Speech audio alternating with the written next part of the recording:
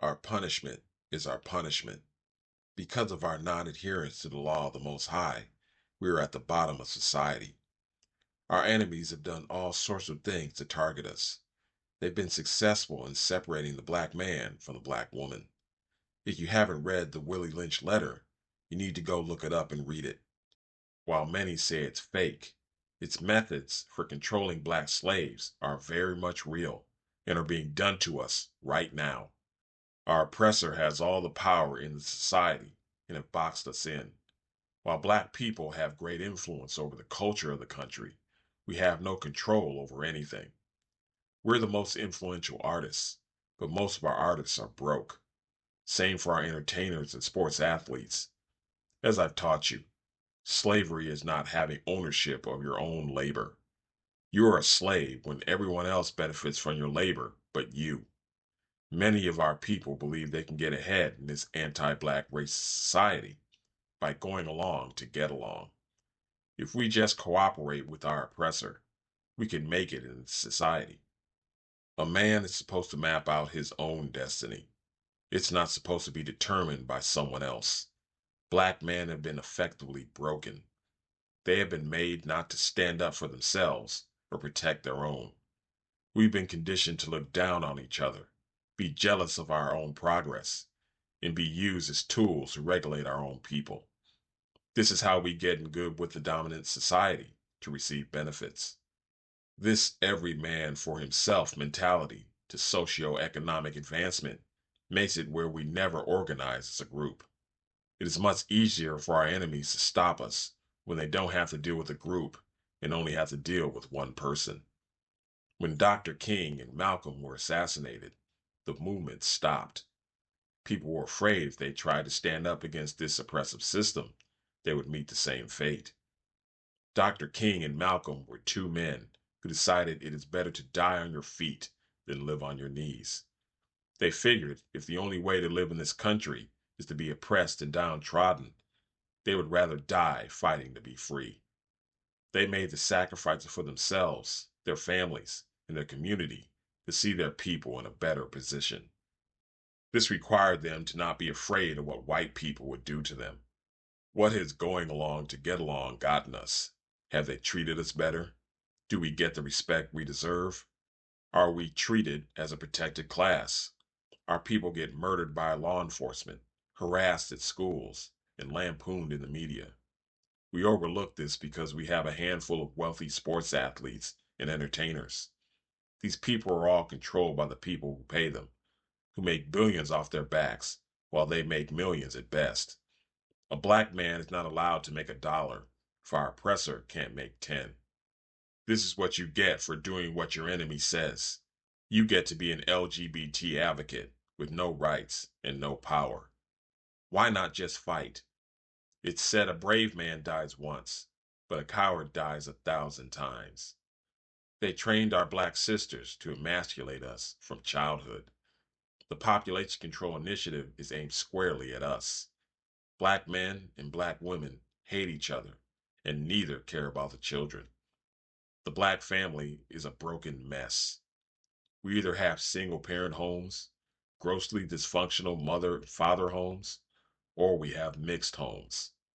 Because of this, the children grow up in neglect, in dysfunction, and or in confusion. Garbage in, garbage out. Rinse and repeat. You being able to marry a white person or other non-black person is not a win. You getting that promotion from your white boss is not a win.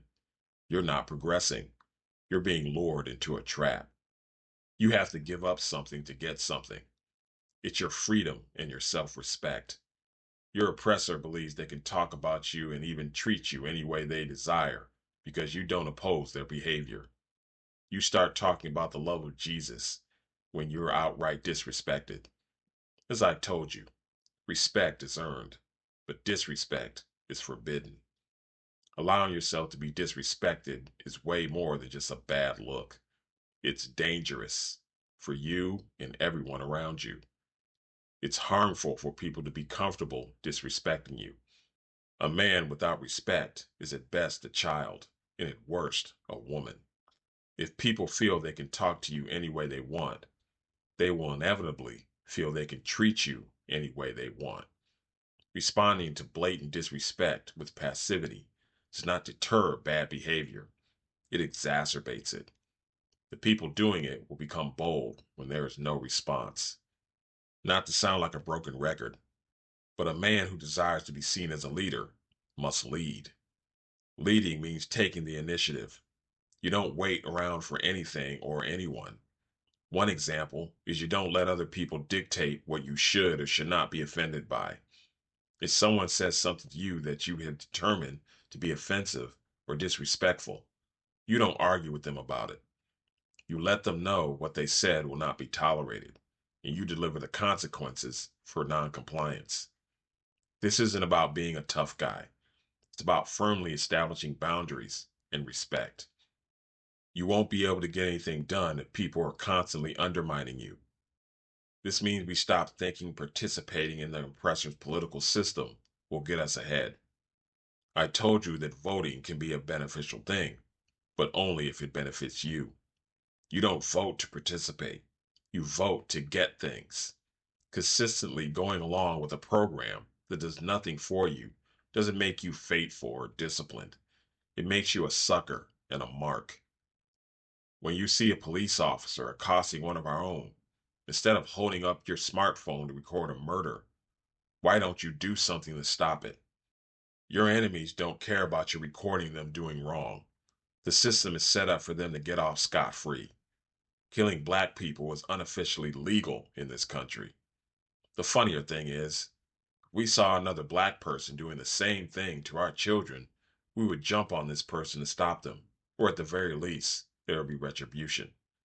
A white person does it, however, we talk about how Jesus loves all and the power of forgiveness. This is abject cowardice and self-hatred.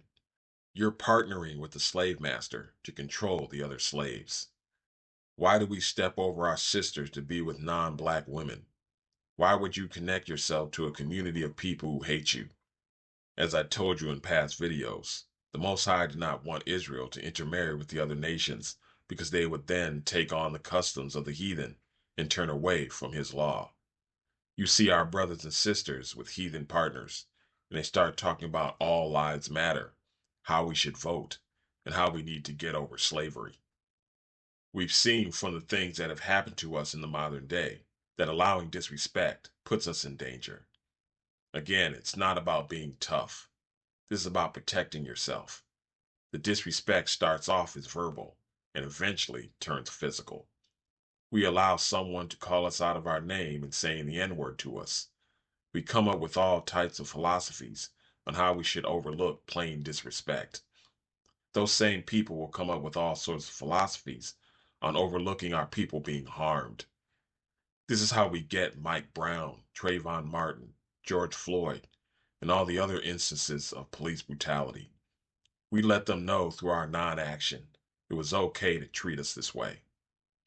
The situation with Bochum Jean was disgusting. He is shot in his own home, and his brother chose to hug his murderer. What that boy did, at the behest of his cowardly father, was put the entire community in danger. His father would go on a campaign talking about the forgiveness of Jesus. Did the Most High punish Moses for killing an Egyptian who was harming an Israelite? We're encouraged to protect our own. These are all signs of fear and cowardice. It will not get better if we don't stand up for ourselves. Our desire to avoid suffering will in effect cause us to suffer more. This is not to say we should go around stirring up trouble, but you don't allow yourself to be disrespected, ever. If white people don't like you, they'd better dislike you from a distance, as their disrespect will be met with swift consequences. We should live at peace with everyone, but without respect, there shall be no peace. We're treated the way we are because we taught people it's okay to treat us any way they want. We have to teach them something else. Respect is non-negotiable. Don't worry about what white people say about you amongst their friends and family. Your concern is what they are willing to say to you to your face. More than respect from our enemies, we need to earn back the respect from ourselves. Our women and our children are looking down on us.